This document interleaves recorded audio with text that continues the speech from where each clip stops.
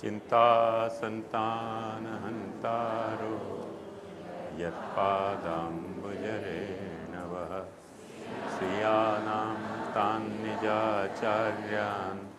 प्रणमामि मुहुर्मुहुः यदनुग्रहतो जन्तुः सर्वदुःखातिगो भवेत् तमहं सर्वदा वन्दे श्रीमद्वल्लभनन्दनम् अज्ञानतिमिरान्धस्य ज्ञानाञ्जनशलाकया चक्षुरुन्मीलितं येन तस्मै श्रीगुरवे नमः। नमामि हृदये शेषे लीलाक्षीराब्धिशायिनं लक्ष्मीसहस्रलीलाभिः सेव्यमानं कलानिधिं चतुर्भिश्च स्त्रिभिस्तथा षड्भिर्विराजते योऽसौ पञ्चधा हृदये मम।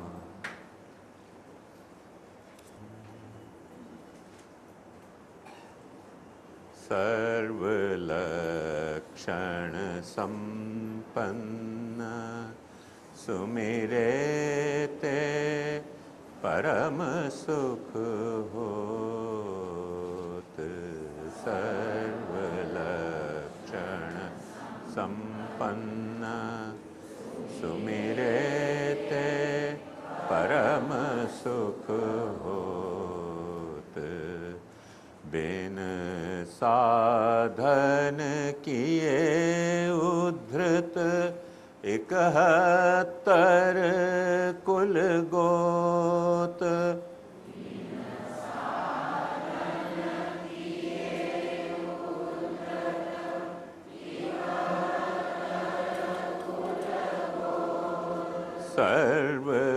सर्वलक्षण संपन्न सुमिरेते परम सुख होत।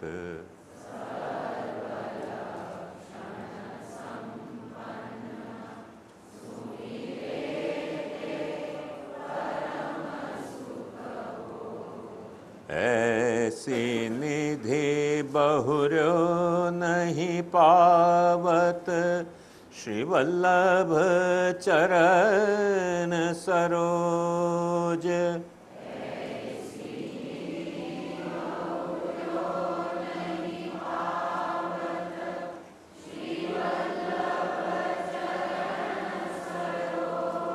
शिव विरंचे सुर नर मुनि शिव विरंचे शचीपति सुर नर मुनि हारे करी करी खोज।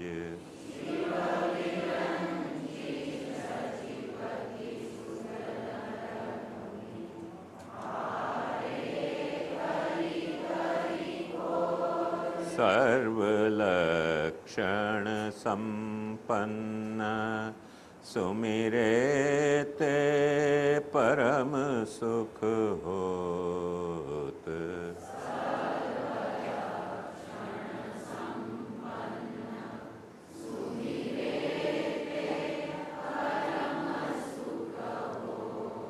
दैवी जनहित करन प्रकटे द्विजवर अवतार।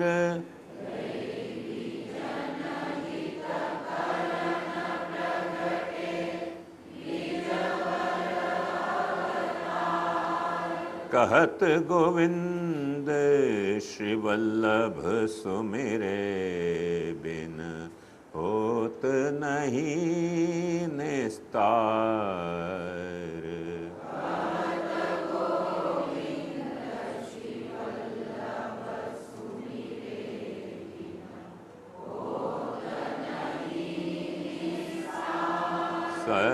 सर्वलक्षण संपन्न सुमिरेते परम सुख होत।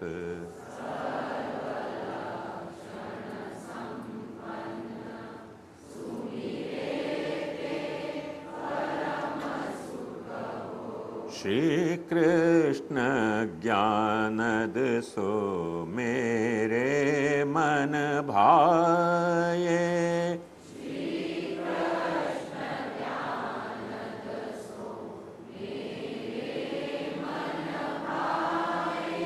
करि करुणा कलि जुग में निज धाम तजी कृपा निधि।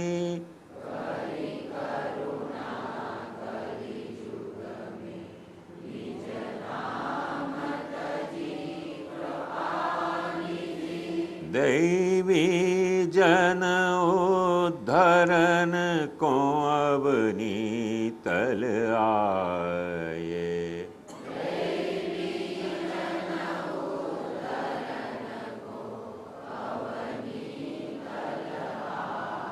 श्री कृष्ण ज्ञानद सो मेरे मन भाए।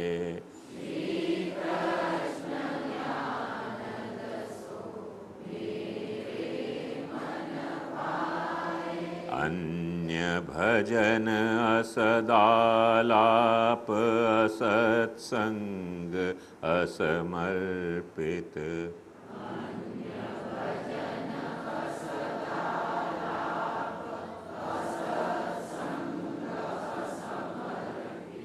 काम क्रोध लोभ मोह मत्सर मिटाए।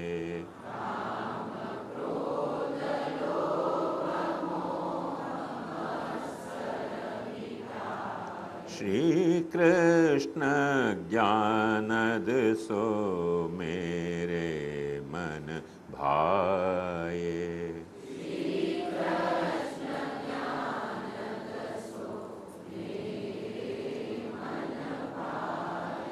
अपने जीव जानि दया करी शरणागत वत्सल।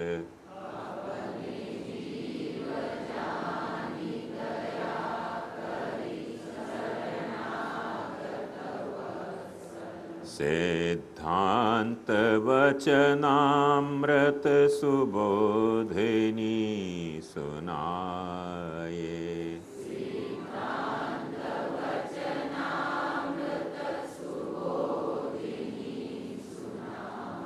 श्री कृष्ण ज्ञानद सो मेरे मन भाए।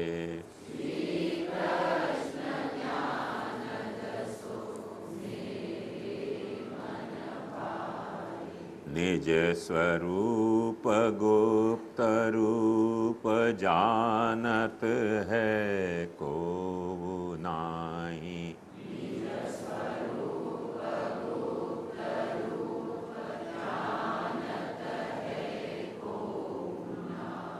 करुणा करि श्री वल्लभ आप सब बताए।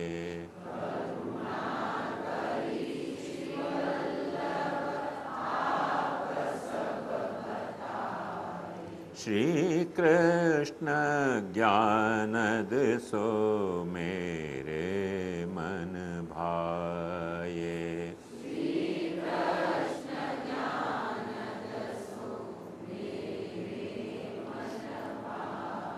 श्री वल्लभ चरण सरोज रज धन गोविंद पे।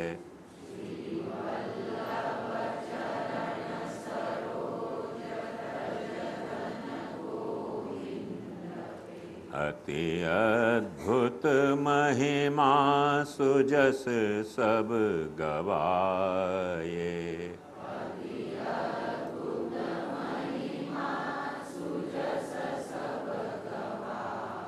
श्री कृष्ण ज्ञानद सो मेरे मन भाए।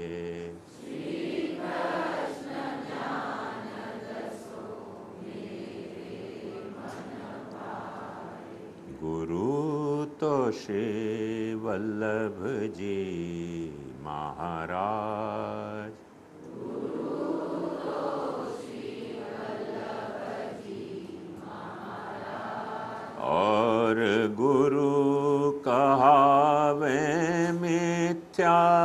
हरि विमुख करन के काज।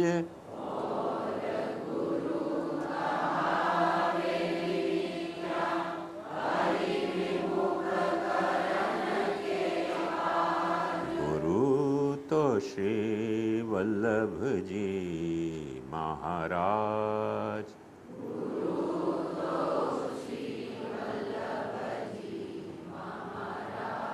14 विद्या निधि श्री वल्लभ विदुष वृंद सिर ताज।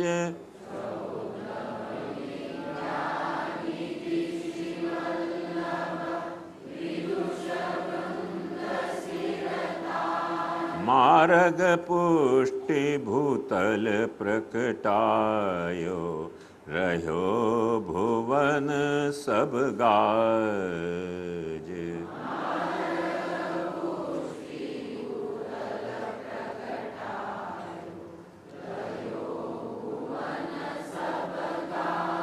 गुरु तो श्री वल्लभ जी महाराज।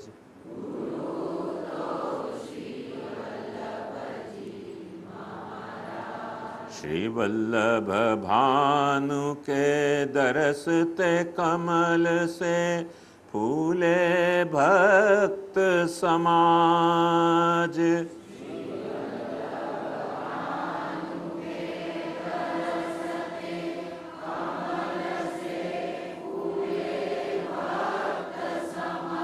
आशा परिपूरन भई गोविंद, गए सकल दुख भाज।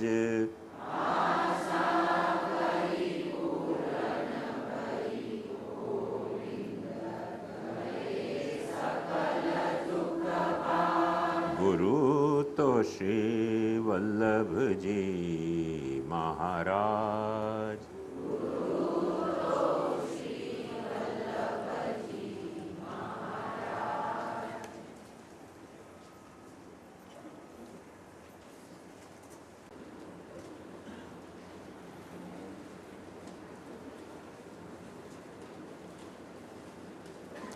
कल तक के अपने ये पद की विवेचना में अपन ने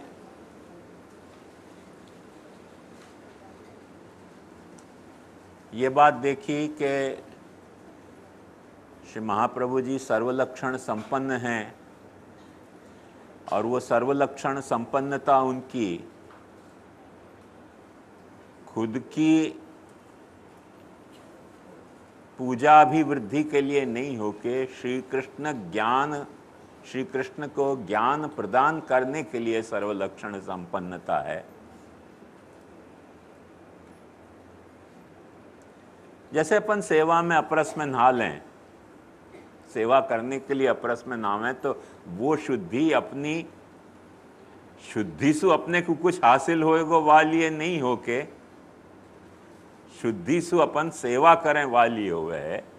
वही तरह से सर्वलक्षण संपन्नता महाप्रभु जी की श्री कृष्ण को ज्ञान देने के लिए है। ये बात अपन ने देखी। और वो श्री कृष्ण को ज्ञान देने के लिए महाप्रभु जी ने कैसे ढंग से कृष्ण के ज्ञान देने के लिए क्या नो हाउ टेक्निक वापरी, और वो कृष्ण ज्ञान को झीलने के लिए जीव को अपना स्वरूप समझने के लिए कौन सी तरह की नो हाउ टेक्निक वापरी, वो सब अपन ने कल देखो।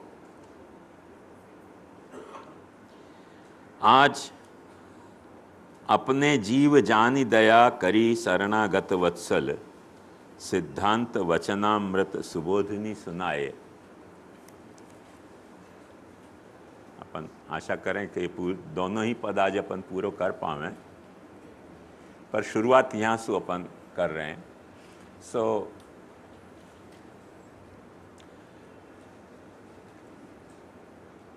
या पंक्ति के आशय को समझने के पहले कुछ मूल बातें अपने को समझनी पड़ेंगी। और वो बात ये है कि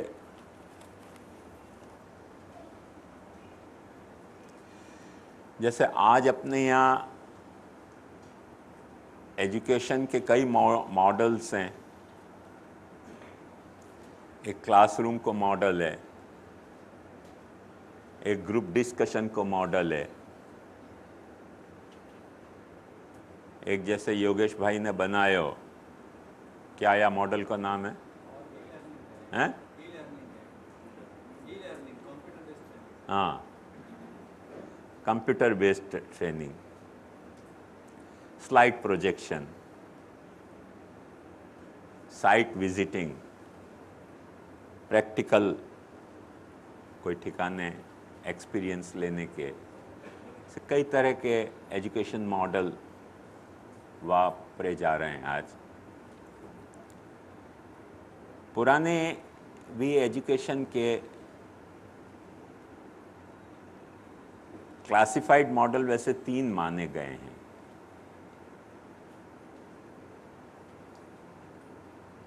एक मॉडल मानोगे तो प्रभु सम्मित उपदेश को, एक मॉडल मानोगे तो मित्र सम्मित उपदेश को, एक मॉडल मानोगे तो कांता सम्मित उपदेश को। पता नहीं क्यों नहीं क्लासिफाई किए गए हो याकू, पर सचमुच में देखें ना, पुरानी कैसे पढ़ाते थे, क्या करते थे, वह सब की माने जो नरेशन है उनको अपन देखें तो 2 मॉडल और भी ख्याल में आवे हैं। और वो एक मॉडल है मातृ सम्मित उपदेश और एक मॉडल है दास सम्मित उपदेश।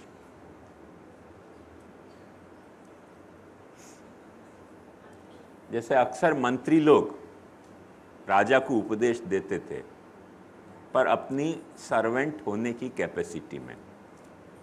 आज भी मिनिस्टरन के जो ब्यूरोक्रेसी हुए है, मिनिस्टर तो प्रायः सब अनएजुकेटेड ही हुए हैं, तो जो भी कुछ काम करना है वो सब काम तो ब्यूरोक्रेसी करती हुए, तो उनको कैसे काम करना हो समझाने वाली तो ब्यूरोक्रेसी हुए, तो वो उनको उपदेश देती होगी, पर यस सर करके उपदेश देगी ना।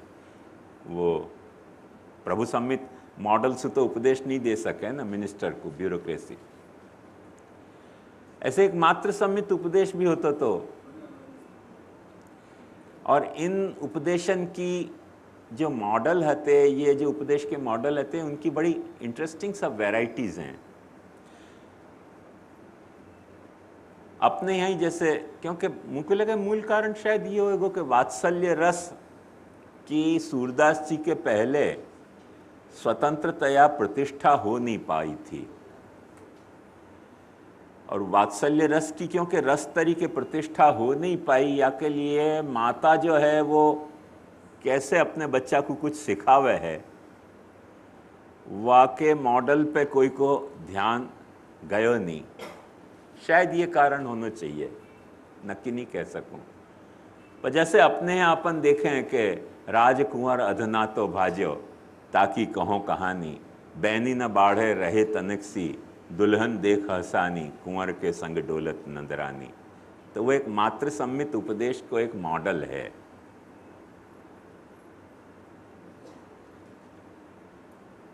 और ऐसे ही दास सम्मित उपदेश के भी मॉडल अपने को पुराणन में और भी कई जगह मिले हैं। जैसे वार्ता में ही अपन देखें तो दामोदर दास जी ने गुसाई जी को कही थी कि राज या मारा घसी खेल को नहीं। तो वहाँ अपन देख सकें कि सेवक की हैसियत में दामोदर दास जी श्री गुसाई जी को कुछ उपदेश दे रहे हैं। तो ये 2 मॉडल और हते, क्लासिफाइड नहीं हो पाए समहाउ। प्रभु सम्मित उपदेश के लिए अपने यहाँ ऐसे कहा जाए कि वेद के पूर्वोत्तर कांड में जो भी कुछ कहा गया है वो प्रभु सम्मित, प्रभु यानी मालिक, वो गुरु भी हो सके, पिता भी हो सके, राजा भी हो सके, कोई भी हो सके, माने ऑथोरिटेटिवली टोन में जो बात कही जाए, ऐसा उपदेश। मित्र सम्मत उपदेश की एक वहां में खाली मने ऐसा ही हो कि करो, ये तुमको करना पड़ेगा। बहुत कृपा कर दें तो शायद लाभ हानि बता दें कि नहीं करोगे तो ये दंड मिलेगा और करोगे तो ये लाभ मिलेगा। वो भी जरूरी नहीं है कि बतावे प्रभु या पिता या गुरु। पर मित्र सम्मित उपदेश को जो मॉडल है, तो स्मृतियां भी अपने यहाँ लगभग यही मॉडल पे लिखी गई हैं सारी, कि ये काम करो, ये काम करो, ये काम करो, ये नहीं करोगे तो ये हो जाएगा, ये नहीं करोगे तो वो हो जाएगा, वगैरह वगैरह। वो सब प्रभु सम्मित मॉडल हैं उपदेश के। पर एक मित्र सम्मित मॉडल भी है तो उपदेश को, जाको अपन गीता में स्पष्ट रूप से देख सकें कि निरंतर अर्जुन जो है वो कभी भगवान पे कुछ दबी जमात में आक्षेप भी कर दे। व्यामिश्रेणैव वाक्येन बुद्धिं मोहयसीव में तदेकवद निश्चित्यम येन श्रेयो माप्नुयाम। प्रभु को ऐसे कहा जा सके? ये क्या कंफ्यूज कर रहे हो? एक बात डिसाइड करके बोल। और भगवान कह रहे हैं कि नहीं ऐसी बात नहीं है, सुन तो सही तू मेरी बात। भगवान भी दो चार गाली दे रहे हैं, क्लेबियम मास में गमः पार्थ न एतत्त्वय्युपपद्यते क्षुद्रम हृदय दौर्बल्यम त्यक्तोत्तिष्ठत् परन्तप। तो एक दोस्त को उनके जो आपसी रिलेशन है वो वहाँ इतने इम्पोर्टेंट नहीं है जितनी दोनों की दोस्ती को जो रिलेशन है वो बोल रहे हो है कि पूछ भी रहे हो है, इंफॉर्मेशन भी चाहिए है, at the same time allegation भी है, और एट द सेम टाइम वो एलिगेशन को बुरो भी नहीं लग रहे हो है, और सामने काउंटर एलिगेशन भी हो रहे हैं। एग्जैक्टली जो दोस्त को मॉडल है एक दूसरे को समझाने को, वह तरीके के मॉडल में सारी गीता कही है। और वो गीता से अपन समझ सकें कि कंक्लूड करते वक्त भी भगवान को कॉन्फिडेंस कितना लूज है प्रभु सम्मित उपदेश देने के लिए कि कच्चिदेत श्रुतम पार्थ तय्य एकाग्रेण चेतसा कच्चिद अज्ञान समूह प्रनष्टस्ते धनंजय। क्या तेन ध्यान से सुनी कि नहीं मेरी बात? तेरे संदेह दूर भय के नहीं? वो कह रहे अस्तित्व उसमें गत संदेह करिष्ये वचनं। अब समझ में आ गई तेरी बात, तू क्या कहना चाह रहे हो, अब करूँगा। तो ये जो है मॉडल समझाने को, ये दोस्ताना मॉडल है, मित्र सम्मित उपदेश का मॉडल है। एक कांता सम्मित उपदेश का मॉडल अक्सर शास्त्र में इनको खुलासा या ढंग से दिया है कि जो प्रभु सम्मित उपदेश हुए है, वो प्रभु सम्मित उपदेश जो है वो एकदम अभिधा वृत्ति से हुए, माने डिक्शनरी मीनिंग लेके वो उपदेश दिया जाए, वहाँ में कुछ भी आड़ी टेढ़ी बात चल नहीं सके। और यही लिए अपन देखें दादा भाई कि जहाँ वेद को अर्थ करने की बात आवे वहाँ गौणी लक्षणा करने की मना करें। अच्छा कि गौणी लक्षणा मत करो, प्रभु सम्मित उपदेश है। क्योंकि प्रभु सम्मित उपदेश में गौणी लक्षणा करने में प्रभु की प्रभुता खंडित हुआ है। एक प्रभु उपदेश दे रहे हो, अपन वहाँ गौणी लक्षणावृत्ति से कुछ अर्थ कर रहे हैं, तो वहाँ की प्रभुता खंडित हुआ है। तो वहाँ गौणी लक्षणा की स्ट्रिक्टली प्रोहिबिटेड है। माने महाप्रभु जी ही नहीं, शंकराचार्य भी प्रोहिबिट कर रहे हैं। अपिच क्वचित गौण शब्दों दृष्टा न चैतावता शब्द प्रमाण के थे गौणी कल्पना न्यायिया सर्वत्र अनाश्वास प्रसंगा। अरे भाई कहीं गौणार्थ हो तो है, पर या टेक्स्ट में गौणार्थ की कल्पना मत करो, नहीं तो सारो अविश्वास पैदा हो जाएगा बाकी प्रभुता पे। तो वो अभिधा वृत्ति से अर्थ होते थे, वर्बेटम मीनिंग वहाँ डिराइव किए जाते थे। ये बात जरूरी नहीं है दोस्त के वहाँ में गाली गलोच हो सके, और अपन जाने कि जितनी गाली गलोच हुए है वो सब गौणी वृत्ति से ही हुए। कोई को अपन गधा कहें तो का मतलब ये थोड़ी चार टांग को गधा, गधा को मतलब ये कि गधा जैसा बेवकूफ़ हुए है ऐसे तुम बेवकूफ़ हो। गधा को मतलब अभिधा वृत्ति से 4 टांग को गधा नहीं लिया जाए, है ना।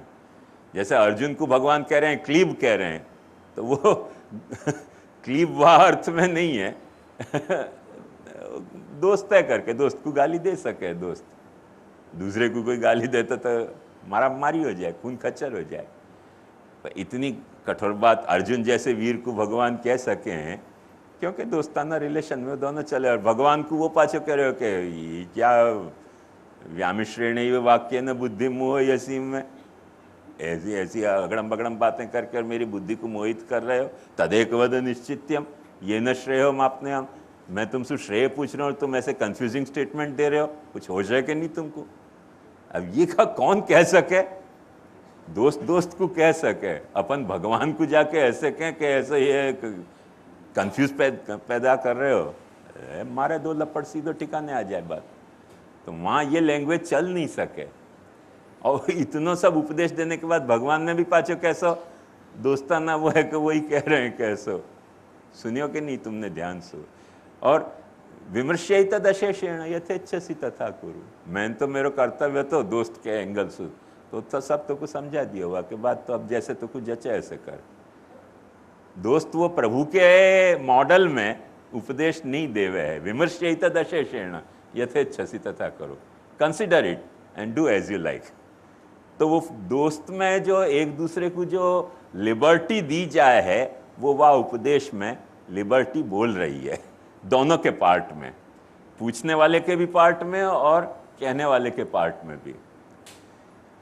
तो इनमें थोड़ी सी गौणी वृत्ति चल सके है। पर जो कांता सम्मित उपदेश है ना, वो बहुत टेक्निकल हो है, क्योंकि कई तरह की मल्टीपल केयर वाकु लेनी पड़े। और जैसे वाके उदाहरण बताए गए हैं वहां में अक्सर ऐसे बताया जाए, वो तो शास्त्रीय उदाहरण है, वाको मैं थोड़ा लौकिकीकरण करके आपको समझा दूं तो आपको सरलता समझ में आएगी। नहीं पाछे फिर कोई पूछेगा योगेश भाई के नाम पे समझाओ मैं आपको शास्त्रीकरण करे बिना एकदम सरल भाषा में आपको समझा दूं कि अब जैसे वाइफ को कंप्लेंट है, कोई तो कंप्लेंट है अपने हस्बैंड से, अब वो कंप्लेंट वो सीधी तो नहीं करे, आजकल की वाइफ तो पिटाई भी कर दें, वो कथा दूसरी है। ये पुराने कांतान की बात है, नई कांतान की बात नहीं है, वो पुरानी कांतान की बात है। तो पुरानी कांतान को कई तरह की टेक्निकल रिस्पॉन्सिबिलिटी निभानी पड़ती थी। तो वो कैसे उनको उपदेश भी देना है ना, डायरेक्ट नहीं देवें, घुमा घुमा के अपने को अक्कल चलावे तब जाके समझ में आवे कि अच्छा मतलब ये है। तो अब जैसे समझो कि रविवार को घूमने जाना है, तो डायरेक्ट यूँ तो नहीं कहेगी ना कि घुमाने ले चलो मुझको, वो कहेगी वो देखो पड़ोसन कैसी झगड़ालू है, हर रविवार को अपने पति को झगड़ के घूमवे चली जाए। अब एक साथ कितनी बातें कह दी, ये कह दी कि मैं झगड़ालू नहीं हूं, ये कह दियो को पति घुमाने ले जाए, तुम घुमाने नहीं ले जाओ हमें अभिधावृत्ति काम ही नहीं आवे, बहुत टेक्निकल बातें हो गई। वाप पड़ोसन की प्रशंसा करने पे कहीं वाको मन वापे न ललचा जाए तो कि निंदा और कर दी कि बहुत झगड़ालू है, खुद की प्रशंसा और कर दी कि मैं ऐसी झगड़ालू नहीं हूं। तो ऐसे करके बात ही समझा दियो कि रविवार को घूमने चलना चाहिए अपने को। या में कई तरह की वृत्तियां काम आ जाएं, व्यंजना भी, लक्षित व्यंजना भी और गौणी व्यंजना भी, और जिनमें अपने को माने अर्थ करना हो तो बहुत गंभीरता से सारी बातें सोचनी पड़े। या तरीके को जो उपदेश है, ये एक मॉडल है तो उपदेश को वो कांता सम्मित उपदेश कहा जाता है कि बात यहाँ कर रहे हैं जा वहाँ रही है वो एक मॉडल है तो उपदेश को। वहाँ में जो सेंसिटिव हो है वही समझ पावे, भोगापति तो समझ ही नहीं पावे कि कह क्या गई बात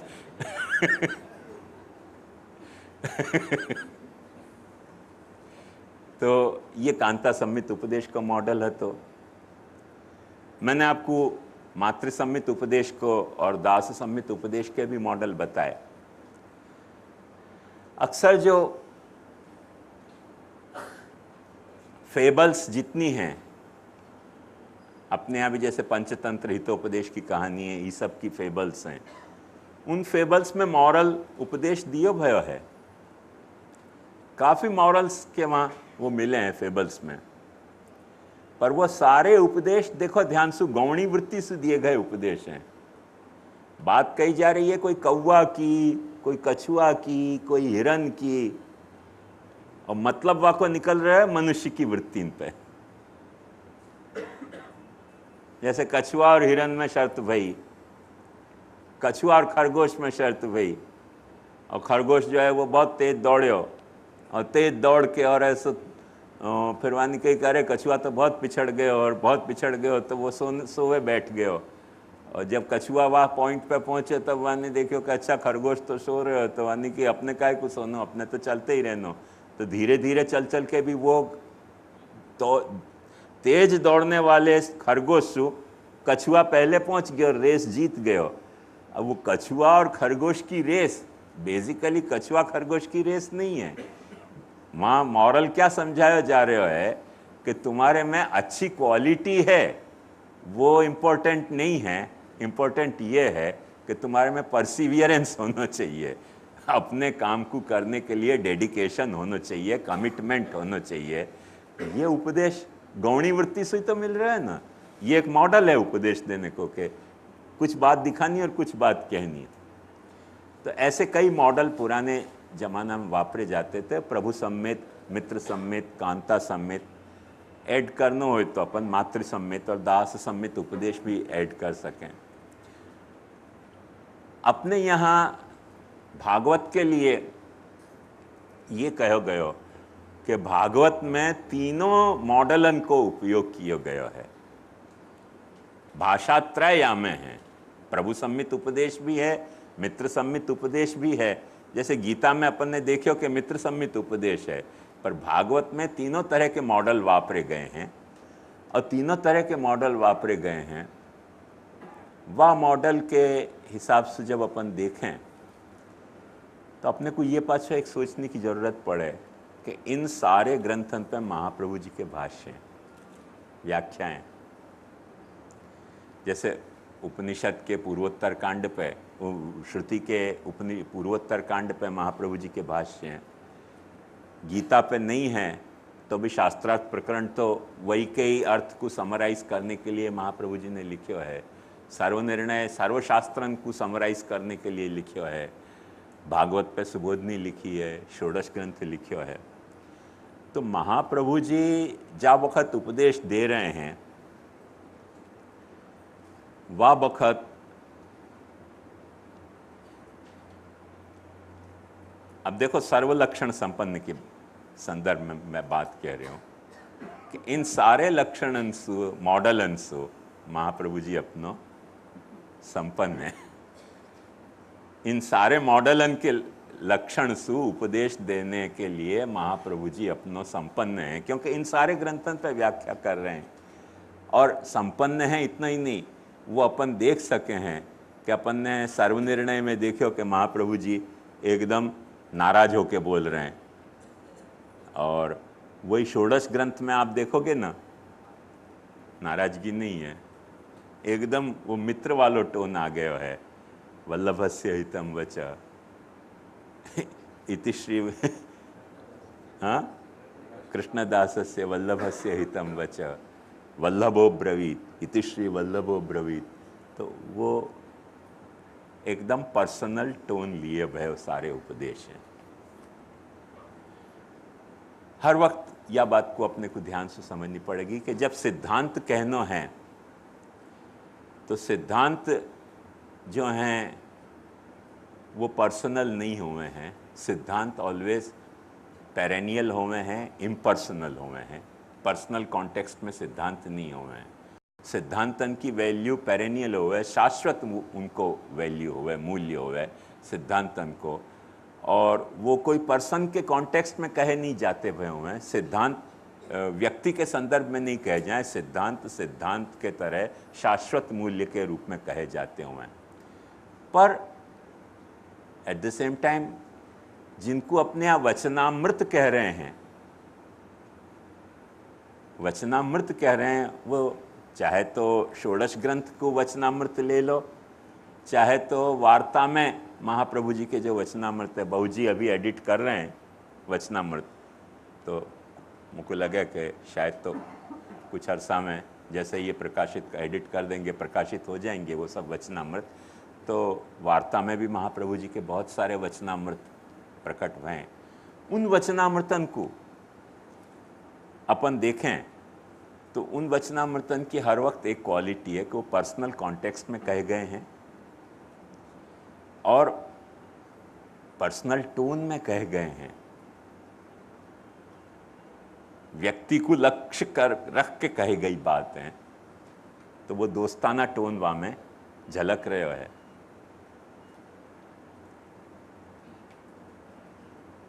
जो भागवत सुबोधनी पे महाप्रभु जी ने व्याख्या करी,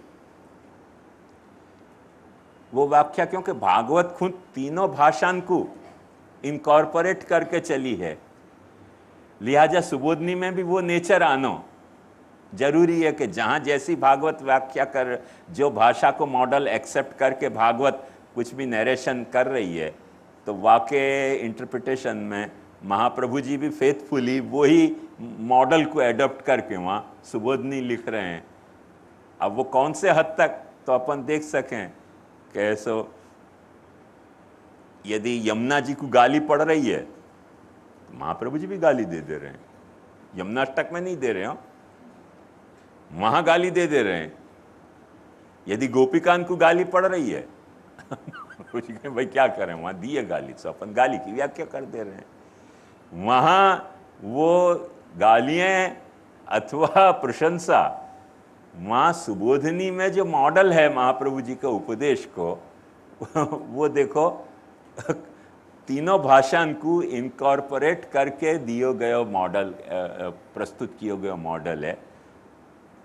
हमारे दादाजी ये लिए अक्सर कहते कि सब लोग सुबोधनी पढ़ते रहें और वो दावा करें कि हम सुबोधनी समझ गए। हम आज तक नहीं समझ पाए कि सुबोधनी सबको समझ कैसे आवे। दादाजी को ये बड़ो पेटेंट डायलॉग है तो कि जो पढ़े सो सुबोधनी पढ़ के कहें हाँ समझ गए सुबोधनी। वो कैसे समझ गए ये मोको समझ में नहीं आवे। दादाजी अक्सर कहते थे। वाको मूल कारण ये है तो क्योंकि जब तक तुम ये नहीं समझ पा रहे हो कि कौन से मॉडल से वो बात कही जा रही है, बैठे ठाले कोई भी एक वाक्य को कहीं भलती जगह वापरोगे और अर्थ को अनर्थ करोगे। या लिए सुबोधनी को समझनो, खुद भागवत को समझनो, विद्यावताम भागवते परीक्षा, और वाह विद्यावताम भागवते परीक्षा में फिर पाची सुबोधनी के आधार पर वाकू समझनो तो महान एवरेस्ट पे चढ़ने जितना कठिन काम है। पर लोगन को बहम हो जाए पैदा कि हाँ हम समझ गए। क्यों थोड़ा बहुत संस्कृत को हिंदी करना आ गए हो, मतलब सबको लगा कि हाँ एकदम समझ गए, हाँ बिल्कुल समझ गए, हम कुछ कसर ही नहीं रही। वो मूल में कुछ लफड़ा है और सर्वाधिक ये लफड़ा पाछो वल्लभ पंथीन में हो।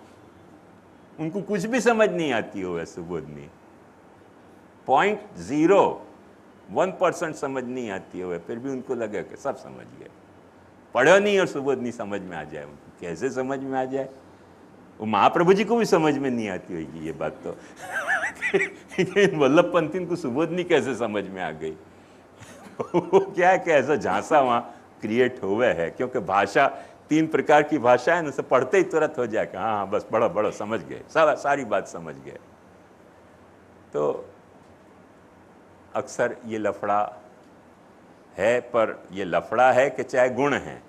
जो 3 मॉडल हैं उपदेश देने के, वो अपने आचार्य चरण में सर्वलक्षण संपन्न होने के कारण वो सारे मॉडल अपने आचार्य चरण में मौजूद हैं, और उन सारे मॉडलन को एडॉप्ट करके महाप्रभु जी ने श्री कृष्ण को ही ज्ञान दिया है। ये बात ध्रुव सत्य में समझो। ये बात समझोगे न तो ये पंक्ति को अर्थ बराबर समझ में आ जाएगा कि अपने जीव जानी दया करी शरणागत वत्सल सिद्धांत वचनामृत सुबोधिनी सुनाए।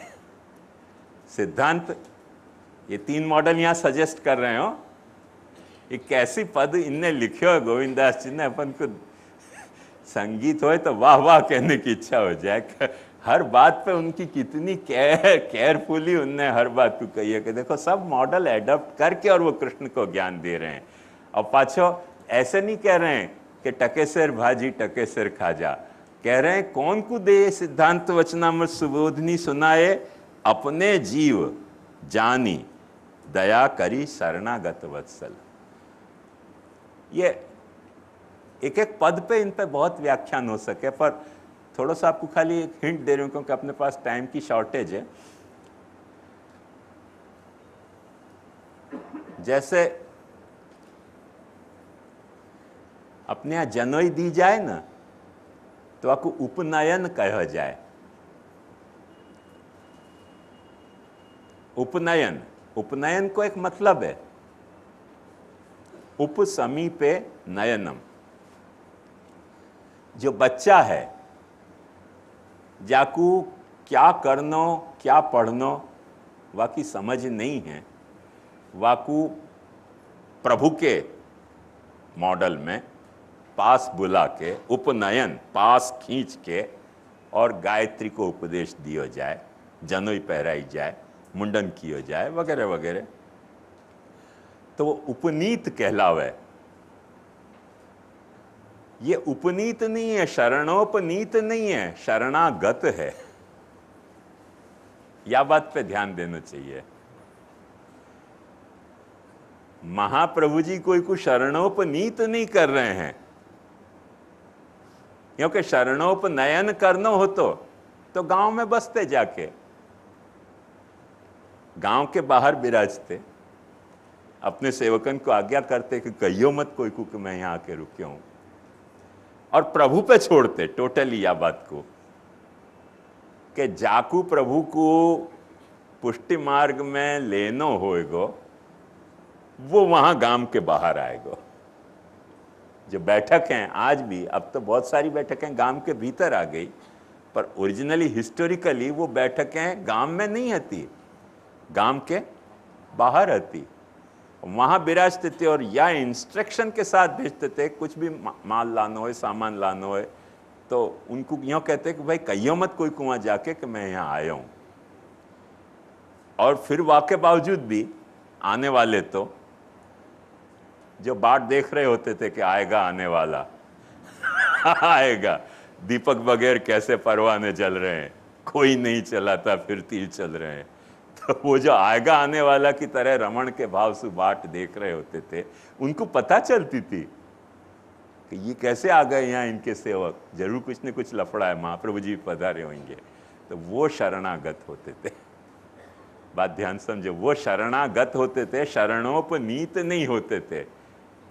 और शरण लुब्ध, शरणागतों के लिए लुब्ध जैसे आज पैम्फलेट छाप के अपन करे हैं कि पधार्या छे पधार्या छे पधारे छे, ब्रह्मसमन ले जाओ, लाडवा ले जाओ, ये तो कोई लफड़ा होता ही नहीं महाप्रभु जी की लाइफस्टाइल में।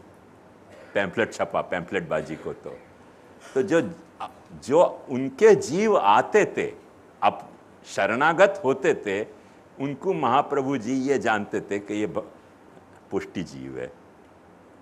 और उनको जो है वो वचनामृत, सिद्धांत वचनामृत सुबोधिनी सुनाए, वाको अधिकार परख के। अब देखो कि 84 वैष्णव में सब वैष्णवन को षोडश ग्रंथ नहीं सुनाए, सब वैष्णवन को सुबोधिनी नहीं सुनाई है। कोई को वचनामृति कुछ कहो है कि तासो अब तुम ये काम करो, कोई को बैठा के कहो कि नहीं षोडश ग्रंथ सुनो, कोई को तकलीफ छोटी सी है वाकू ग्रंथ जबरदस्ती सुनायो है, कोई को सुबोध नहीं सुनाई है। तो वो अधिकार को जो विवेक है अपनो जीव जानी, क्योंकि वाकू मिसगाइड नहीं करना है, वाके स्वभाव सु जो क्रिया प्रकट हो सके, वा क्रिया सु जो कर्म प्रकट हो सके, वा कर्म सु जो धर्म प्रकट हो सके, वा नीति प्रकट हो सके, और वा नीति सु जो धर्म प्रकट हो सके, वा धर्म में सु वाके भक्ति को प्रकट करनी है। वाके लिए टकेसेर भाजी टकेसेर भाजा खाजा ऐसा अपना महाप्रभु जी जो है वो वह तरीके को चीप वल्गर प्रोफेसर नहीं है, बहुत डिग्निफाइड अपने महाप्रभु जी है।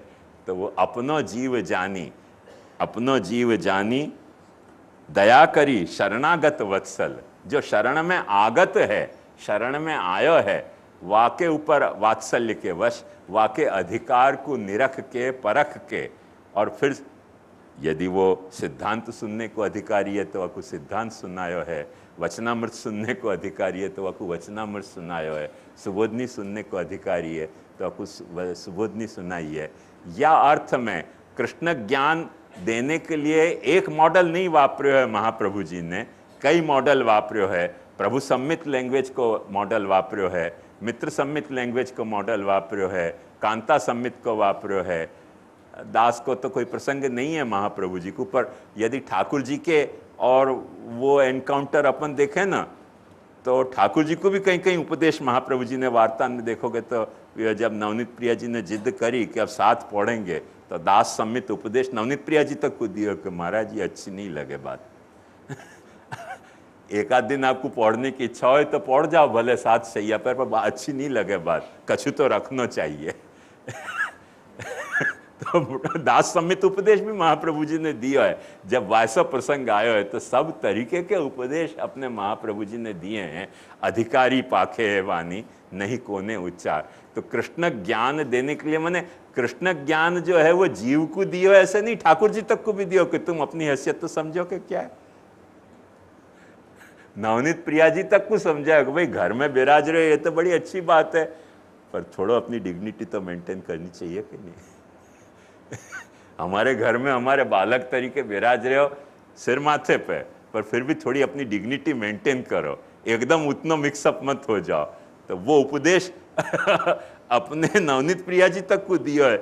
अब शनाथ जी को भी उनने तो दियो, तो अब नहीं माने शनाथ जी तो कोई क्या कर सके। बालक तूफानी भी कोई हो सके, कोई बालक, नवनीत प्रिया जी समझदार रहते, समझ गए।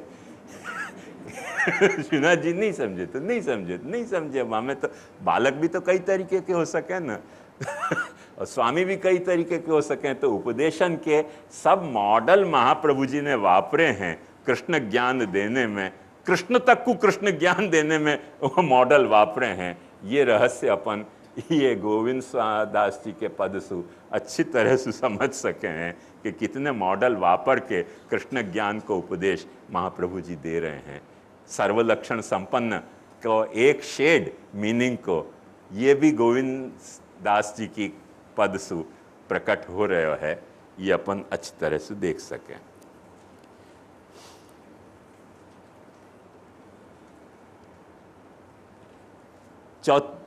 चौथी कड़ी में निज स्वरूप गुप्त रूप जानत है कोव नाही, करुणा करी श्री वल्लभ आप सब बताए। ये निज स्वरूप ठाकुर जी को स्वरूप भी हो सके, निज स्वरूप स्वयं महाप्रभु जी को स्वरूप हो सके है, निज स्वरूप जो जीव शरणागत आए हैं उनको भी स्वरूप हो सके। और वार्ता अपन देखेंगे तो अपने को पता चलेगा कि ठाकुर जी के स्वरूप को भी जो रहस्य जाको अपने यहाँ जैसे भाव भावना, सेवा भावना और स्वरूप भावना कही जाए, तो स्वरूप भावना भी महाप्रभु जी ने समझाई है कई वक्त कि ठाकुर जी को स्वरूप क्या है। निज स्वरूप कहीं खुद के स्वरूप को भी स्वरूप समझायो है, जीव को भी वाके स्वरूप समझाए हैं। तो निज स्वरूप गुप्त रूप, जो निज स्वरूप है अपनो वो गुप्त रूप है। ये मैंने कल या लिए बताया आपको कि वो गुप्त कैसे है, क्योंकि जहाँ जीव को संदर्भ आएगो वहाँ अपन देख सकें कि अपने में दुख है, दैन्य। मैंने सूरदास जी को निज स्वरूप गुप्त रूप एक झटका में महाप्रभु जी ने खुला पाड़ दियो कि सूर्य के काहे घेगियाते कछु भगवत लीला गा। जो अपने मने दैन्य और दोष दर्शन का गान में तल्लीन हतो, इतनो बड़ो कवि, तो उतने बड़े काव्य को विनियोग खुद के दोष दर्शन में करनो या के बजाय भगवत लीला के दर्शन में क्यों विनियोग नहीं करनो। वो गुप्त रूप सूरदास जी को कौन ने जनायो? महाप्रभु ने। और वो जनायो से कितनो फोर्सफुली जनायो होएगो सूरदास जी को, ये अपन देख सकें कि जा वक्त भगवत लीला गा को उनने विधान किया तो आचार्य चरण को गान करना भूल गए। ये तो पीछे से कोई ने याद दिवाई करके उनने कहा भाई मैंने तो 2 जाने ही नहीं या लिए, मैंने एक ही गायो। वो तो ठीक है, जस्टिफिकेशन है वाक, और वो ऐसे गुड जस्टिफिकेशन, पर उनकी सूरदास जी की महत्ता या में नहीं है, या में कहने वाले की, उपदेश देने वाले की महत्ता है कि कितना फोर्सफुली उनने कहो होएगो कि सूर भय के काहे घिघियात है कछु भगवत लीला गा। और वो जैसे अपन फिरकनी फिरा दें तो फिराने में अपन ने कितनी फोर्स वापरी, उतनी देरी तो फिरकनी फिरेगी ना। ऐसे कितनी फोर्स महाप्रभु जी ने वापरी होगी वह फिरकनी को फिराने में, जितने दिन सूरदास जी विराजे भूतल पे उतने दिन भगवत लीला को गान करते रहे। आचार्य चरण के गान की भी उनको कभी अवसर या कोई प्रसंगी उपस्थित नहीं भयो, कितना फोर्स हुआ। तो वह लैंग्वेज में कितनी, एक तो देखो मैं तो यह बात को अपने से कंपेयर करके देखो ना कि 12-15 साल से कूकता रहूं कि भाई मत करो उधम मत करो, पर कुछ फोर्स है नहीं वाणी में। जो सब सुनने आवे पाचे उधम वही करते हुए। और महाप्रभु जी की वाणी को फोर्स कितना होता कि एक वक्त कह दियो कि सूर हुए के काहे घिघियाते कछु भगवत लीला का matter finish, for ever matter was finish. तो वो वाकपति या अर्थ में है अपना महाप्रभु जी। अपन यहाँ कूकते रहे ना तो कोई को कुछ समझ नहीं आवे, पाचे जो टेढ़ी की टेढ़ी पूछ वो टेढ़ी ही रहे, वो सीधी हो ही नहीं भोंगली में सुखाड़ो तो मतलब सिद्ध हो गया ना कि वो वाकपति हैं, वाकपति हैं करके उनके वाणी में वाक तरीके का प्रभाव है। तो उतने फोर्स वो समझा पाते थे कृष्ण ज्ञान को, कृष्ण के सच्चे स्वरूप, गुप्त स्वरूप को। गुप्त स्वरूप निज स्वरूप गुप्त रूप जानत है को नहीं, करुणा करी श्री वल्लभ आप सब जताए। तो ये श्री महाप्रभु जी ने जतायो। ये सर्वलक्षण संपन्न को एक शेड मीनिंग को ये भी हो सके कि महाप्रभु जी को अपनो गुप्त स्वरूप क्या है ये भी पता है, क्योंकि महाप्रभु जी कह रहे हैं माम व्यासवत श्रीपति। महाप्रभु जी को ठाकुर जी के गुप्त स्वरूप हैं क्या हैं वो भी पता है, और जो शरणागत जीव है वाके गुप्त स्वरूप क्या हैं वो भी महाप्रभु जी को पता है करके उन सर्वलक्षणन से संपन्न होके और श्री कृष्ण को ज्ञान दे रहे हैं। इतनों सब जानने के बावजूद भी खुद को पूजापा नहीं बढ़ा रहे हैं, कृष्ण को ही ज्ञान देने के लिए सारी अपनी जो भी माने हाईफाई स्किल है, आज की भाषा में कहें तो अपनी वो हाईफाई स्किल को वो वापर काय में रहे हैं श्री कृष्ण ज्ञान देने में। ये महाप्रभु जी को कृष्ण के प्रति कमिटमेंट है।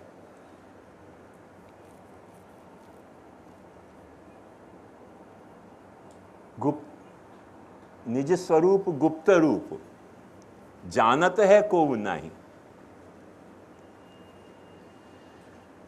अपने कुछ सोचने पे ऐसे लगे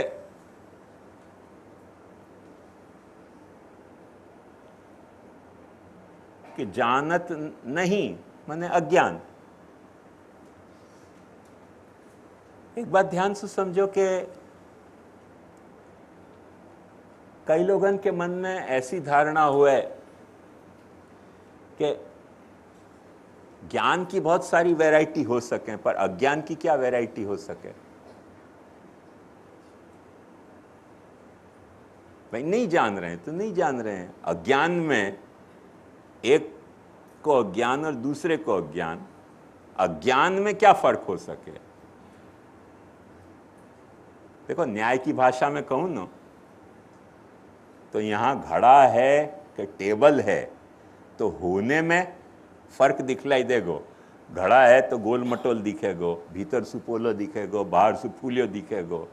टेबल है तो सपाट दिखेगो, 4 पैर दिखेंगे।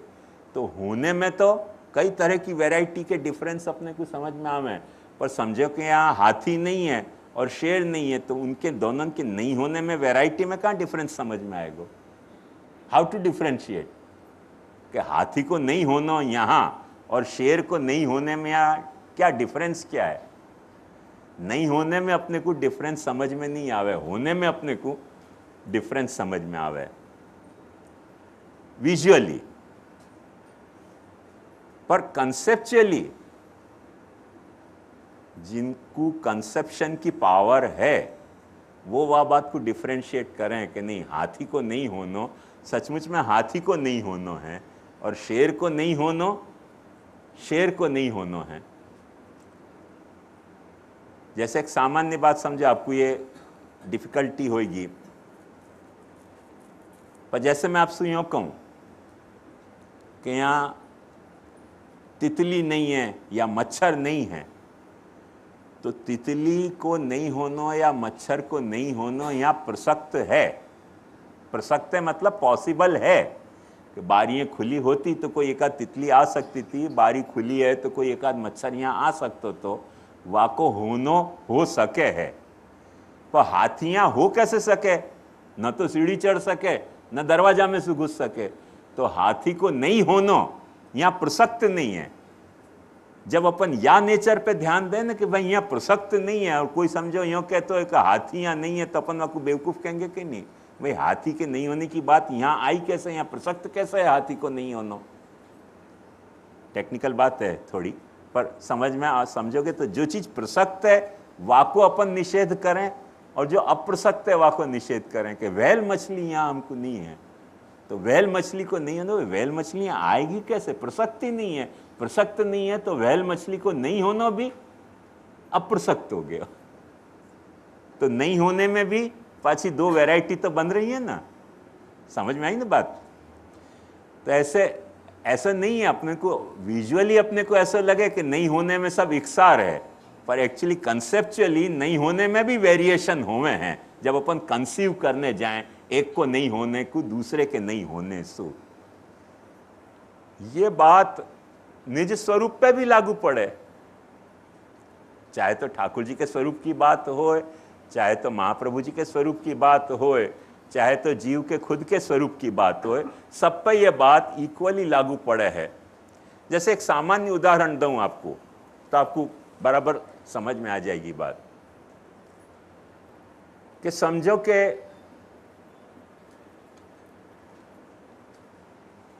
एक फिलोसॉफिकल टेम्परामेंट को आदमी है,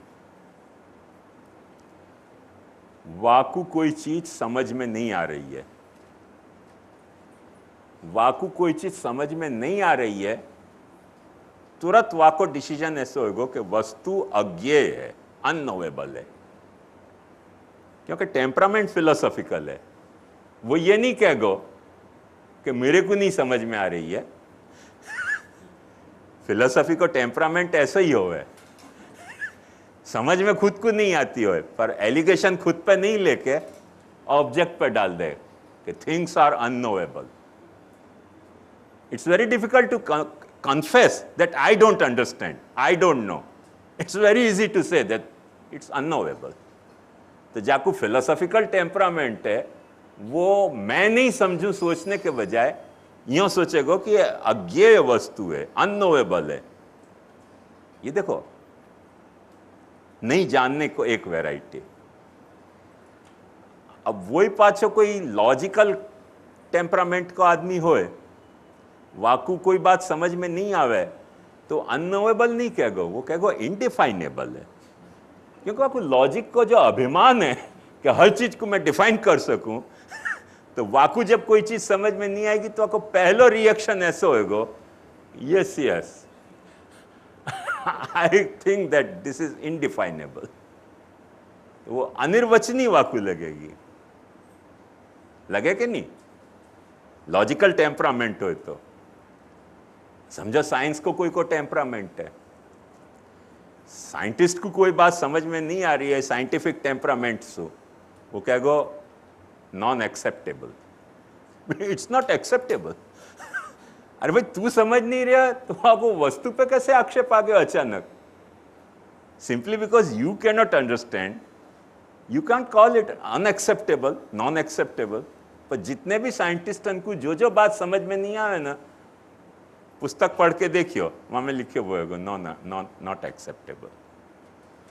देखो अज्ञान की कितनी वैरायटी है, समझ में आई?